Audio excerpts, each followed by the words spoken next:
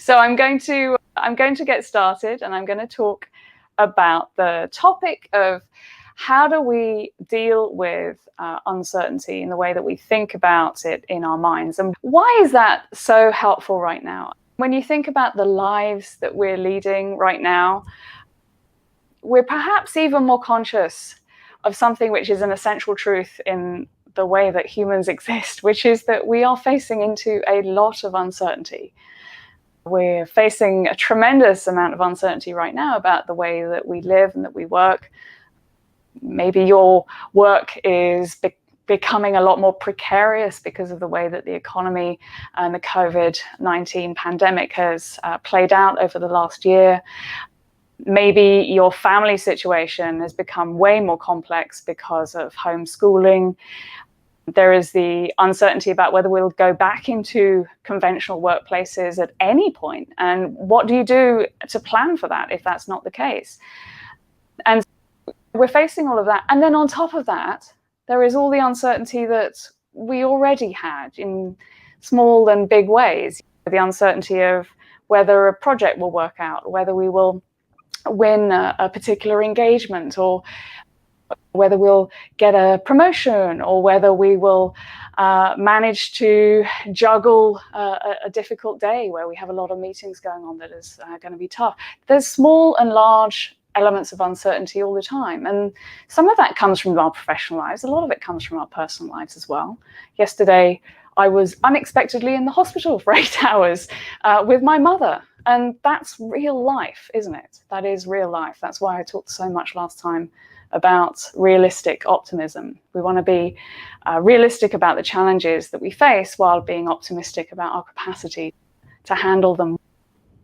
So I want to talk a little bit more about what uncertainty does to our brains, and therefore what we can do to help ourselves navigate it more effectively.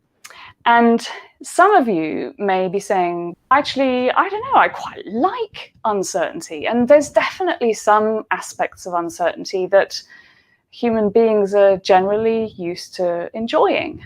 If you think about the experience of reading a book and not knowing what's going to happen, that's actually quite enjoyable. If we are watching a thriller, it's great not to know what the twist is until it comes, and you have this sort of aha, and it feels really satisfying to have that moment of the reveal, the surprise. If you're given a present, it's lovely to be given a present at any time. It's heightened if it's a surprise present, and that's what we see. We see that if it's something positive that's going on in our lives, then an element of surprise or uncertainty is actually a very nice thing. It intensifies the reaction. And actually, that is exactly what you see when you look at neural activity on a brain scan. When people experience positive stimuli, then you see a positive reaction. But if you see that positive stimuli being unexpected, then the size of the reaction is measurably larger. But the thing is, that amplifying effect of uncertainty also works when we're facing negative things as well. And that's why it's worth us spending a bit of time talking about it, because when you're facing something challenging, your brain perceives it as a kind of a threat, whether it's something that is actually a physical threat. Very rare these days that we have someone perhaps about to punch us or about to run us over in a car, but certainly physical threats are certainly a challenge for anyone's brain. But the subtle psychological threats of feeling that perhaps you're not feeling competent and in control, and you're not feeling respected and included, those are perceived by the average brain as things that can threaten our sense of self-worth and social standing.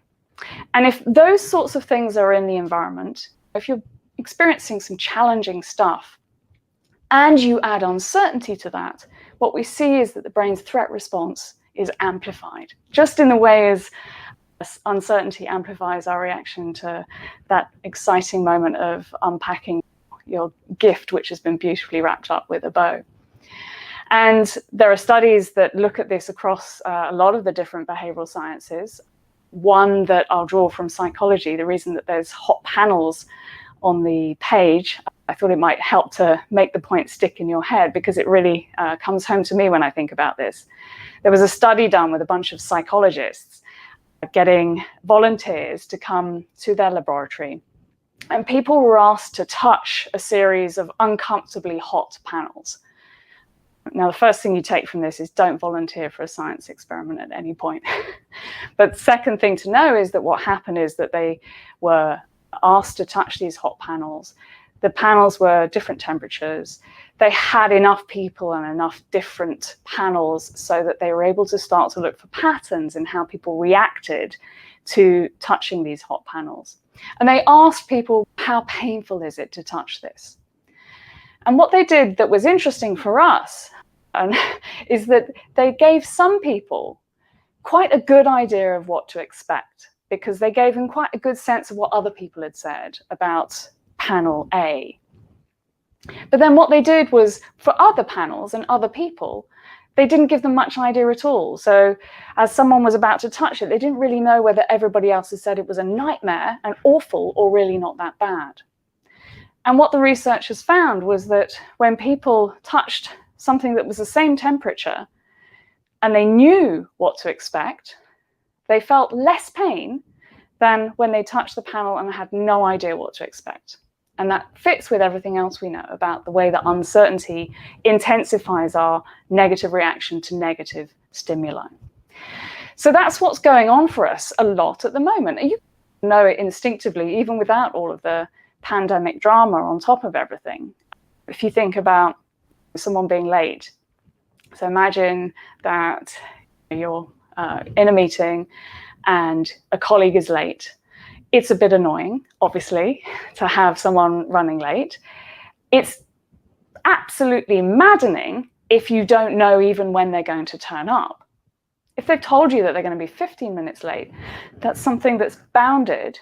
And if they haven't told you at all when they're going to turn up, that's unbounded uncertainty. And that becomes much harder to deal with. And that's where we start to see that there's a possibility for moving forward through uncertainty in a clearer-headed way, because the more that we can bound our uncertainty, the more that we can reduce the size and the dominance of the uncertainty in our mind, the calmer we can be, the more clear-headed we can be, because we feel less stress, and the more we're able to think about a good way forward, whatever needs to happen next. And so that is what study after study finds. Whenever we have the option or the ability to focus on what is grounding us, things that we know, things that we can say are familiar or that feel within our grasp, that's what we see. We see that people are better able to cope with the chaos that might be around them. That's been known in PTSD counseling for quite a long time. It's perhaps a little bit less known in how we think about managing ourselves. And it's just as helpful for us in situations like we're facing now. And frankly, whether they're small uncertainties or big ones, just have a little bit of a routine that reconnects us to, okay, setting aside all of the things that I don't know, which are many and various. What are the things that I do know for sure? Some of that certainty can come from inside you. It's less about what's outside and perhaps the facts and truths that are surrounding you, but it might be something that you do by turning inside yourself and saying, what can I draw on of my strengths and my experiences? And there always are things that we can control, even in situations where it feels like there's frankly almost nothing going on that we could possibly control. And that's what gives us a chance to get ourselves steadier when we're facing uncertainties, to work through these three things. I know, I am, and I choose. And however small those things are, those certainties are that we're able to bring to the surface, the more it calms us and helps us think about what to do next. I mentioned that I was unexpectedly at hospital yesterday with my mother for 8 hours. That wasn't, of course, the intention was that we were going to go to the emergency department and get her seen very quickly. But what happened in reality was that we went through several rounds of triage, and then quite a lot of wires got crossed and quite a lot of balls got dropped, and we ended up waiting and waiting and waiting. And that's a very pure type of uncertainty. I have to say, I thought, gosh, how funny that I'm going to be talking about this tomorrow to all of you. And so here we are. I thought, okay, I need to walk my own talk. And I do generally only talk about things that I use for myself. And one of the reasons I like the idea of doing this live video series was because I thought I could talk about how I'm really using this stuff in the heat of the moment. So I thought, okay, all right. So I know this little routine of I know, I am, I choose. And I thought, okay, what are the things that I know? And actually, the truth is that I did know, and I had said, and I was on record as saying, I thought it could be 6 to 8 hours that we were at the hospital. And I knew that because of some experiences that my brother had over the previous year. And I know that it's really hard in hospitals right now because COVID is making everything just so much more complicated. And so I thought, okay, I was grounding myself in some of the facts that I knew from recent experience. And just the sheer fact of actually getting myself ready for some of the timings that I thought we might be about to encounter was actually quite helpful. What else did I know? In terms of process, I actually knew that I had 2 wonderful guys called Joseph and Nathan, who are sitting backstage right now, grinning at me, who were absolutely on top of the process for preparing for today. Okay, so that calmed me. And there was also a certain type of knowledge, something I knew to be true, which was one way or another, we would get to the end of the day.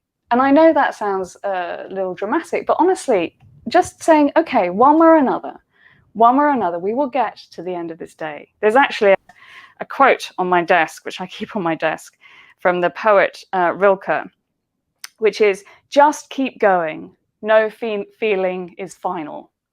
Just keep going, no feeling is final. And for me, that's actually quite a good truth for me to reconnect to when I'm in a situation of profound uncertainty. Okay, and then I thought, okay, who am I? And I thought, I like to think that some of my strengths are in being resourceful and resilient. And that was something that I thought, okay, I know how to navigate the system. I know the language to use. I'm actually quite well informed about my mum's situation. And when I think back to my experience, I've done this before. I did this many days in 2019, and I'm still standing, and I came through. Okay, so that's who I am. And then there were actually quite a few things that my mother and I could choose and control in that situation. I think that one thing that I would call back to from last week is probably my favorite point of the day was after about 5 hours of waiting, my mother said, let's redirect our attention. And of course, those of you who joined me last week will find this very poignant and perhaps funny. She said, let's redirect our attention. What can we say that's good? So there we are. This is the sort of thing that can become a family habit. And there were things that were good. There were moments of kindness and empathy and support throughout the day that helped us get some private space, that helped my mum get more comfortable. And to focus in on those, that was very helpful. When I think about things that we choose, deciding what you learn from an experience is a type of control. It's a type of taking ownership. We did talk about learning last week. We talked about the fact that one way of redirecting your attention to something more positive when something has gone wrong is to ask that question of, oh, okay, tough moment, what can I learn from this? And again, that has a dual benefit. It's not just redirecting your attention, but it gives you back a sense of control to say, okay, this is not great, but I choose to take something from this which will build my experience and my abilities going forward. And I think that certainly next time around, we will think about a better process than the one that we followed yesterday. No regrets moves. What can I do that is a small thing that will give me a feeling of control, give me a feeling of agency, just doing something? And I had my phone and I was able to knock off a few emails, things that needed to be done that didn't take a lot of effort or thought, that allowed me to feel that, okay, I'm getting a few things done. And that does also give us back a feeling of control and choice at really tough moments, however tiny those little things are. And then we did also together set a clear boundary, which was that we were not going to stay overnight in the hospital, that we were going to leave, come what may, to make sure that my mother was home in her own bed. And that was actually quite a helpful thing. It was like, okay, well, this is a sort of a backstop. We have that boundary. And in the meantime, we spent a lot of time on one of our favorite routines, which was talking about plants and testing ourselves on whether we could identify plants on screen. So now you know much more about me than you probably ever wanted to know. But the point is that even in the most dire situation, these are techniques that I'm using and that do help to make you centered and clear-headed when you might otherwise want to shout and scream a little bit. And I've seen this work really well in the workplace, particularly if you're a manager, if you're a leader of others. All of these things are true too when you think about leading your colleagues, helping other people navigate uncertainty. There was a CFO that I used to coach who was working on a big transformation of his finance function, and he was trying to build a sense of community and identity and shared purpose. And it was the situation where the finance professionals in his organization had never really hung together as a crew, as a community before. And he really wanted to do that. And he worked for a company that had operations and branches all around the world. And so there was also something about pulling people together across boundaries and so forth. And then the parent company declared that cuts were needed.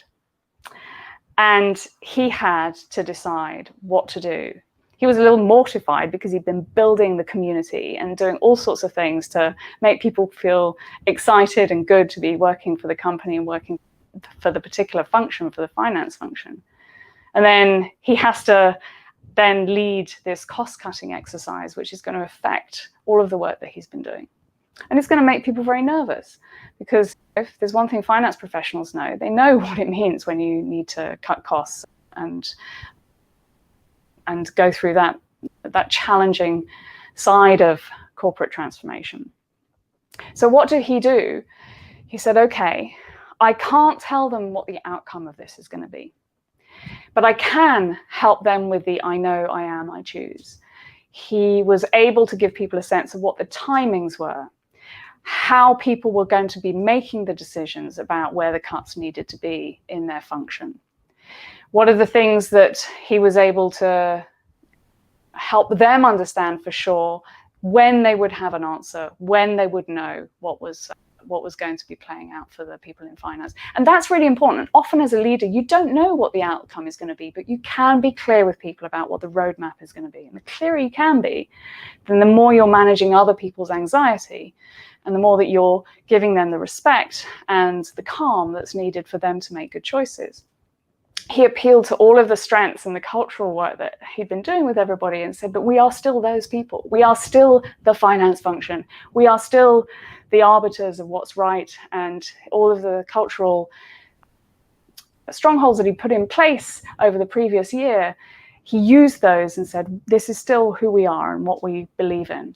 And then he helped them really get clear on what it was that they were able to control, and got them to take control of making proposals for where choices and changes could be made to reduce costs in their own function. And it's no fun reducing costs at any time, but at least if you feel that you're having a hand in saying, okay, this is where we think that there could be a bit of slack. This is where we could be deferring things. This is where we could be making choices. then you feel that you have some autonomy and some control, and that allows you again to face into the uncertainty with much more calm and clarity and, frankly, motivation. Let me pause there.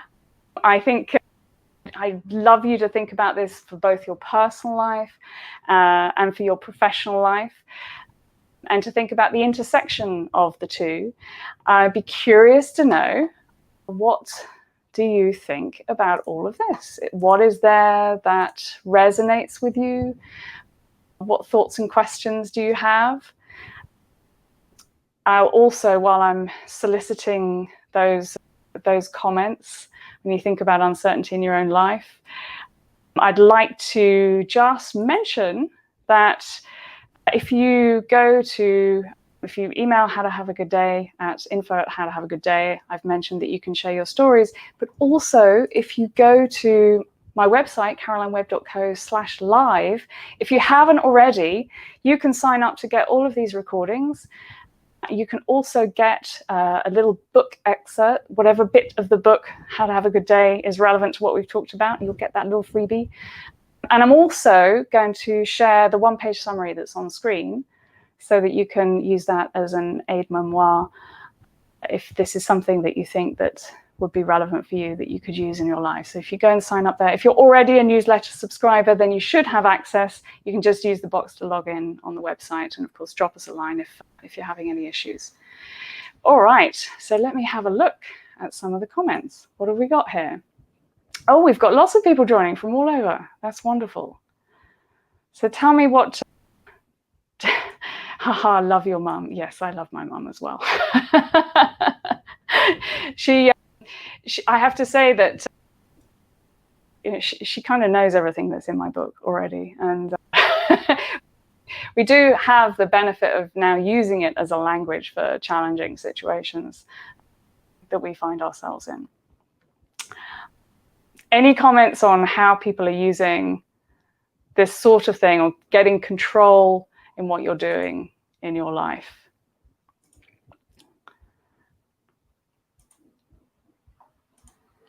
I know it takes a little while to type a comment.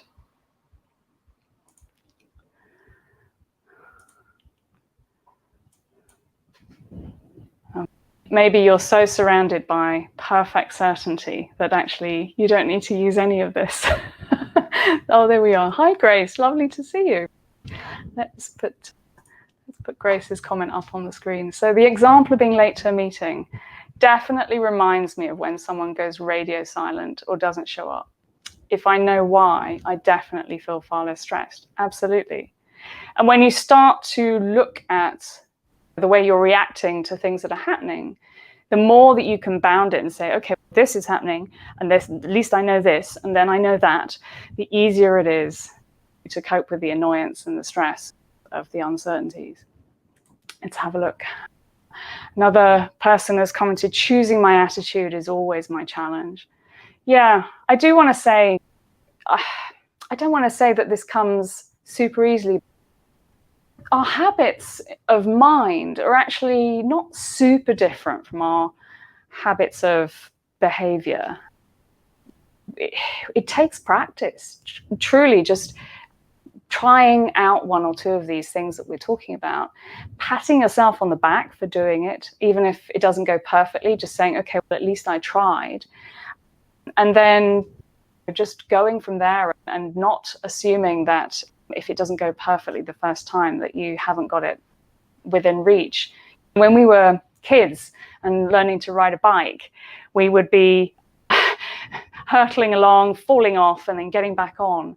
I think as adults, when we try something new, we sometimes think, oh, if it didn't go perfectly the first time, or I wasn't able to direct my attitude where I wanted it to go, and in the heat of the moment, then maybe I can't do it. What I would say is just the more you try, then the more you are likely to succeed, just like a kid when you learn to ride a bike. All right, let's have a look. Laura says, such a simple but brilliant idea to focus on what can be controlled. Thank you. Yes, too easy to focus on that. Yes, it is. And one of the reasons that our attention is drawn to the negative is actually evolutionarily sensible, because of course We want to pay attention to sources of potential danger. It's really just a question of rebalancing ourselves so that we can think clearly about what to do next and make good choices, so that we're not coming from a place of stress, but we're coming from a place of that solidity, that certainty. There's another comment about assuming good intent when confronted by situations. That's a really nice way of saying that's one of the I knows. Very few people are actually psychopaths. So there is definitely something that we know, which is most people are operating from a place of good intent. And that can be a very good grounding to remind yourself in the heat of the moment. There's a question from Guy. Let me put that on screen. How do you remember to use this routine, e.g. in accident emergency, which is emergency department, the ER? Do you trigger it in some way? Is it just a matter of practice? Yeah, well, it's a good question. I will not say that I was 100% calm the whole of yesterday, but I do think it is simply isn't simply, right? But it is a matter of practice. It is a matter of practice. I do find it helpful to remind myself of these simple little checklists. The I know, I am, I choose. I don't always have something in every category, but it's just something that helps me just keep it top of mind. Say, what do I know for sure? Who am I really? And what is there that I can choose or control in this? So that really does help. And I do think it does help to also notice your tells and to start to get tuned into your body, and perhaps some habits of what you hear yourself saying at moments of high stress. And then to have perhaps a trigger to say, oh, okay, so I can feel that there's some tightness here. What is there that I now need to tell myself I know, I am, and I choose? So I think that getting tuned into those physical signs is a good thing.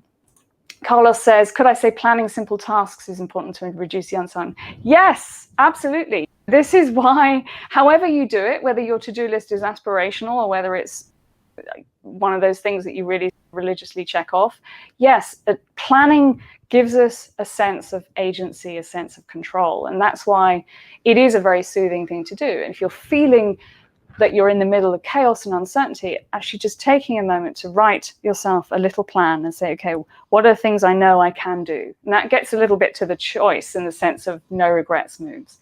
So I think absolutely, if there's nothing else you take from that, then I would say that's a really good point. And one last comment from Martin before we wrap up.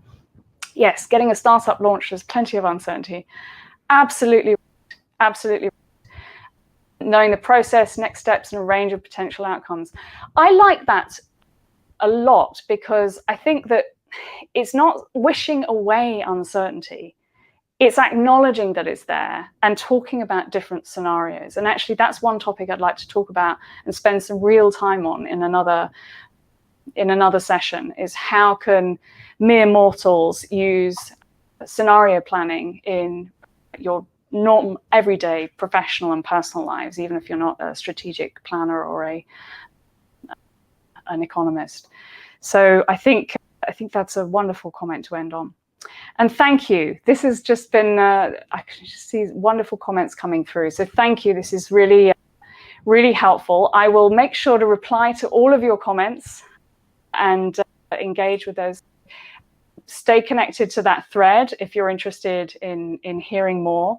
Don't forget to go to carolinewebb.co/live to hear a little bit more about what's coming next, to sign up for calendar invitations, to get access to all of the goodies, including handouts and recordings that you can share, of course, with your colleagues. Perhaps this is an area of real strength for you. Perhaps it's something you want to encourage your colleagues, your friends, your family to do a little bit more of. I hope that's been helpful. It's wonderful to see you. Look forward to seeing you again next week at the same time. Bye for now.